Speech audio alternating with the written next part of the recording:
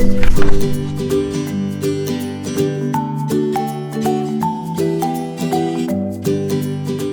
kids, my name is Natalie Join and welcome to Storytime on GNTV Junior.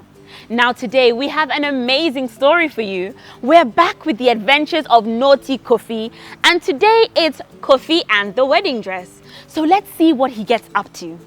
Bam! Pow! Bam! Loud sounds could be heard from the television as KOFI watched a cartoon. Ring ring! His mother's phone rang as it lay beside him. Ring ring! KOFI ignored the phone and continued watching the cartoon. Ring ring! The phone interrupted. KOFI, bring me my phone. It is right next to you, Mrs. Opoku, his mother shouted. Mommy, the bad guys are about to catch the good guys and bring me my phone now. KOFI grabbed the phone and ran to the kitchen to give it to his mother. She quickly cleaned her hands on her apron and answered the call. Madam Asare asked. Yes, the kente dress. The material was lovely, Mrs. Opoku replied. I got so many compliments on the dress that I told myself that you would sew my daughter Asabia's wedding dress whenever she gets married, and the time has come. The wedding was supposed to be next year, but it has been moved to late next month. Do you think you'll be able to do it? Sorry that it's such short notice. Asabia's husband-to-be got a surprise job offer in Kenya and they want to get married before he goes. Madam Asare, I can do it. I would love to make Asabia's dress, Mrs. Opoku said excitedly. The two women discussed a few more details and hung up. Mrs. Opoku gave a squeal of delight as she danced around the kitchen and called out to her husband. Yow! Yow! You won't believe this. Madam Asare just called me. She wants me to sew Asabia's wedding dress, Mrs. Opoku screamed. That's a big order, Hinua. Congratulations, her husband exclaimed. The wedding is in a month. Asabia is not very fussy, so she wants something simple, but it has to be perfect, Mrs. Opoku said. I'm sure you will do a good job, her husband replied, a huge smile on his face. KOFI wasn't paying much attention to the conversation between his parents. His eyes were glued to the television. Madam Asare and Asabia came the next day to discuss styles and for measurements to be taken. They settled on a style for the wedding dress, and Madam Asare gave Mrs. Opoku money to buy all that would be needed. Mrs. Opoku spent all her free time working on the dress. She ate and sometimes even slept in her small workshop, a kiosk next to the house. She banned KOFI and Foriwa, KOFI's younger sister, and even her husband from going anywhere near the kiosk. No one was to see the dress.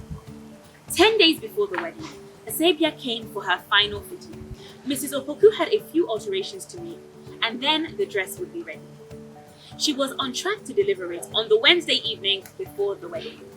The Sunday before the wedding, right after lunch, Mrs. Opoku had to go on an emergency trip to Chibi. Her favorite aunt was very ill.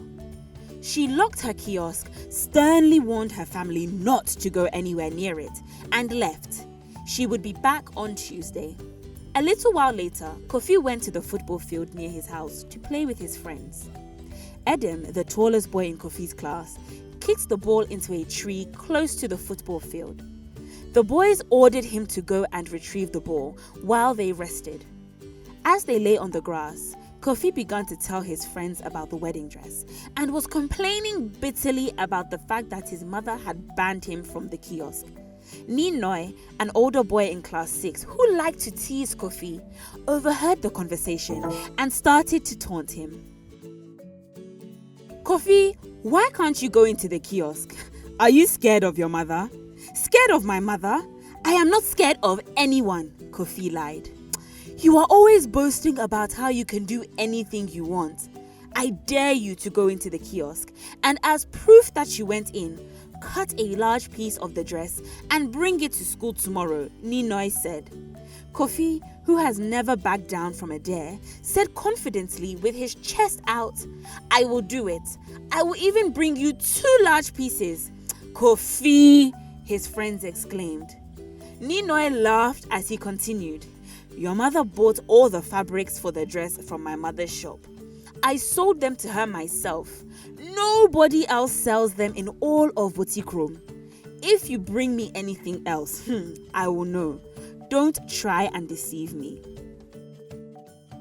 KOFI went home, regretting his boldness. How am I going to get into the kiosk, he thought. As he approached his house, he walked quickly to the kiosk and began to look for a way in. There was no way he could enter through the door. He made his way to the side of the kiosk, where there was a small window.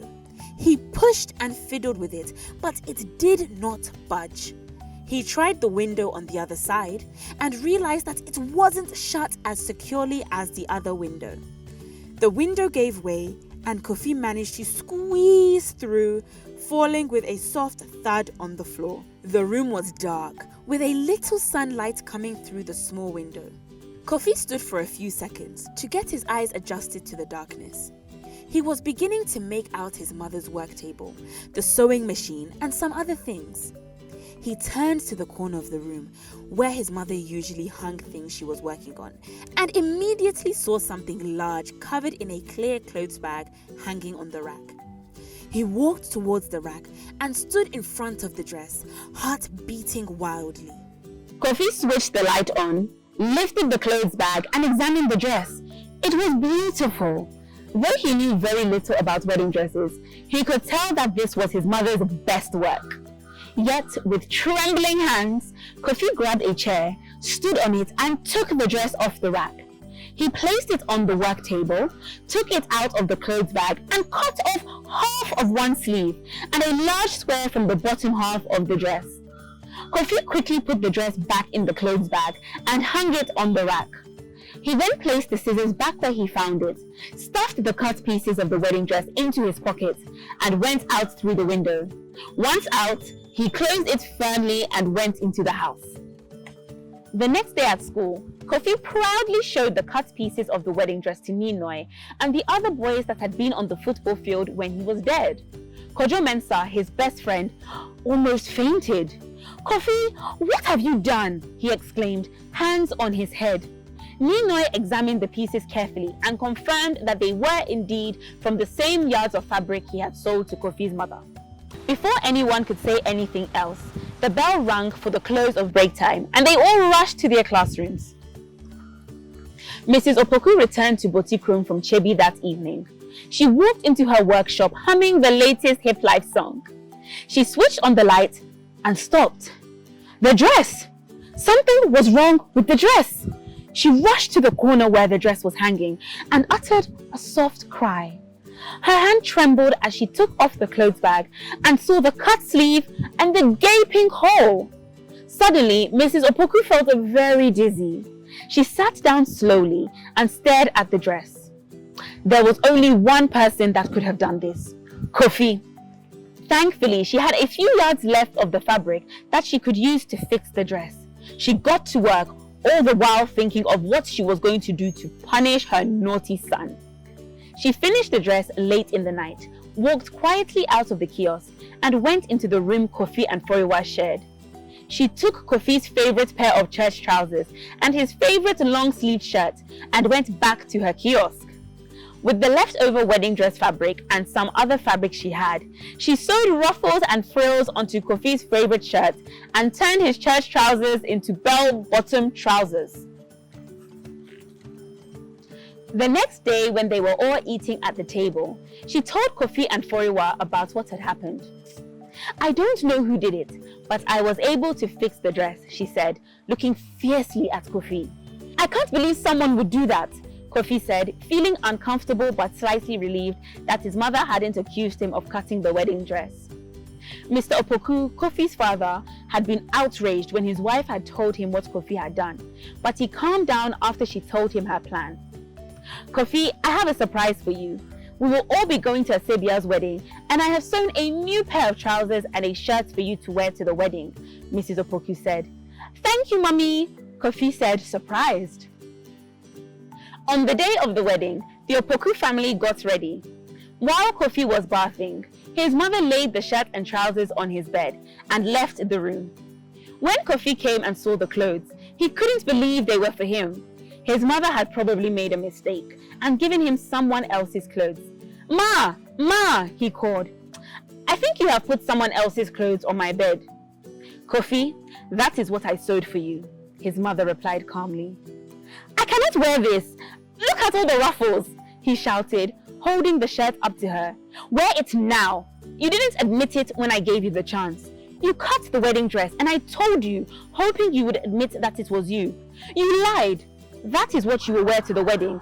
Wear it now." With tears and protests, Kofi pulled on the trousers and wore the shirt. He looked like a salsa dancer. He tried to explain that Ninoy had dared him, which upset his mother even more. "You cut up the wedding dress because of a dare?" his mother asked, shocked. "Mommy, Ninoy would have laughed at me. I couldn't let him think I was a coward," Kofi said timidly.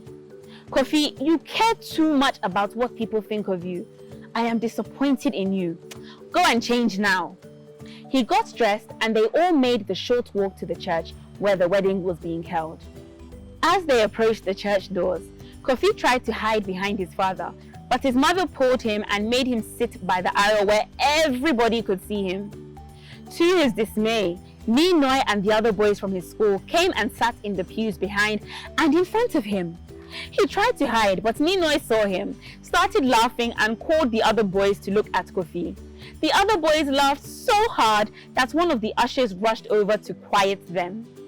The laughter died down as the wedding march began to play and the Sabia walked down the aisle with her father. It was a beautiful ceremony and Mrs. Opoku got many compliments on the dress. The time for pictures with the couple came and Madam Asare insisted that Mrs. Opoku and her family take some pictures with the couple.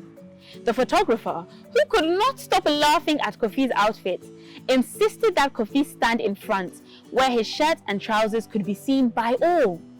To Kofi's shock, the photographer volunteered to deliver a free enlarged copy of the photo to Mrs. Opoku. She planned to frame it and hang it in the living room where everyone could see it. True to her word, 2 weeks later when Kofi came home from school, he saw that the large framed photo was already hanging on the wall right above the television. Kofi did not watch cartoons for a week. So kids, what did we learn from Kofi's story? Well, we learned that we should always listen to our parents and that we don't have to do everything our friends tell us to do, especially if it is naughty and it will get you into trouble. Always be a good person, be honest, and have integrity. My name is Natalie Join and I hope you enjoyed today's story, Kofi and the Wedding Dress, by Nana Ama Bachman and illustrated by Fanny Orleans Binder. Make sure to watch Storytime on GNTV Junior. Thank you.